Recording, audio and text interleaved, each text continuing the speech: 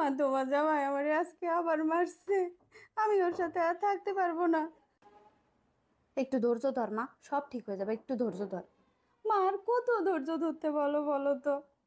স্বামী মারলেও সহ্য করা যায়, কিন্তু চরিত্রহীন স্বামীর সাথে থাকা যায় না। আমি কিছু বললে আমারে ধরে মার দেয়। আগে তো লুকাই লুকাই করতো, এখন আমার সামনে সারা রাত ধরে মেয়েদের সাথে ভিডিও কলে কথা বলে, এর সাথে ঘুরতে যায়, ওর সাথে ঘুরতে যায়। আমি কিছু বললেই আমারে ধরে মারে। আমি থাকতে পারবো না মা, আমারে তোমরা নিয়ে যাও। আর একটু ধৈর্য ধর মা, আর একটু ধৈর্য ধর। তোর বাপ আসুক, আমি দেখি তোর বাপের সাথে কথা বলে দেখি।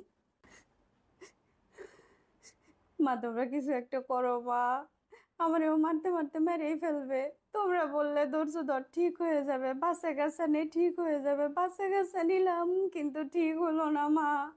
তোমরা কিছু একটা করো, আমারে মারতে মারতে কোন সময় মেরেই ফেলবে। আচ্ছা মা, তুই শান্ত হ, তুই শান্ত হ। আমি তোর বাপ আসুক, তোর বাপের সাথে কথা বলে দেখতেছি কি করা যায়। অমনি মার কাছে ফোন দেওয়া হয়ে গেছে। নেকা কান্না কান্দি কান্দি মারে ফোন করে নালিশ করলে তোমার মা কি তোমারে নিতে আসতেছে? মা, আপনাদের ছেলে যে এত কিছু করে, তারে কিছুই বলেন না আপনারা। আপনাদের সামনেই সব কিছু, অথচ কিচ্ছু বলেন না। আর আমি আমার মার সাথে একটা কথা বললেই আমার দোষ হয়ে যায়, তাই না? উম নেকা কান্না দেখি আর বাসলাম না। শোনো বৌমা, ছেলে মানুষ একটু বাইরে এরকম করে, দু একটা মেয়ের সাথে কথা বলতেই পারে। কেন, তোমার কি কোনো দিকতে কম রেখেছে? তোমার কি খাতে দিচ্ছে না, পড়তে দিচ্ছে না? যাও, যে রান্না বান্না করো, এ ফ্যান কান্না বাদ দাও। ঠিক আছে মা, আপনি যান, আমি রান্না বান্না করে দিচ্ছি।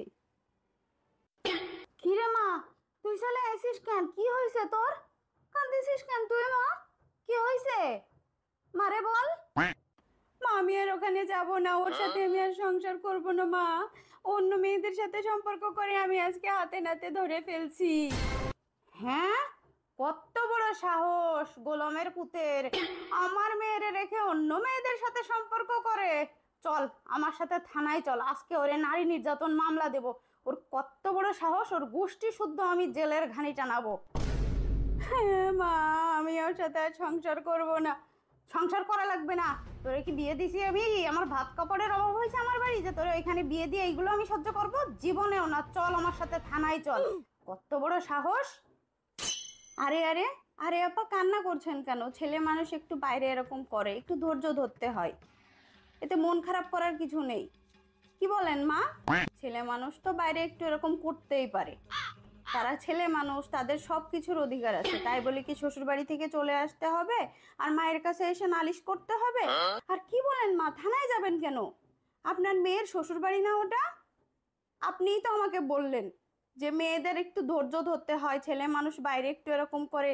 তাহলে মেয়ের বেলায় এমন কেন মা? কেন আপনার মেয়ে মেয়ে, আর আমার মা কি আমারে জন্ম দেয় নাই? আমি তাদের মেয়ে না? আপনার ছেলে যে দিনরাত 24 ঘন্টা আমার সাথে এমন করে, তা কি আপনার চোখে পড়ে না?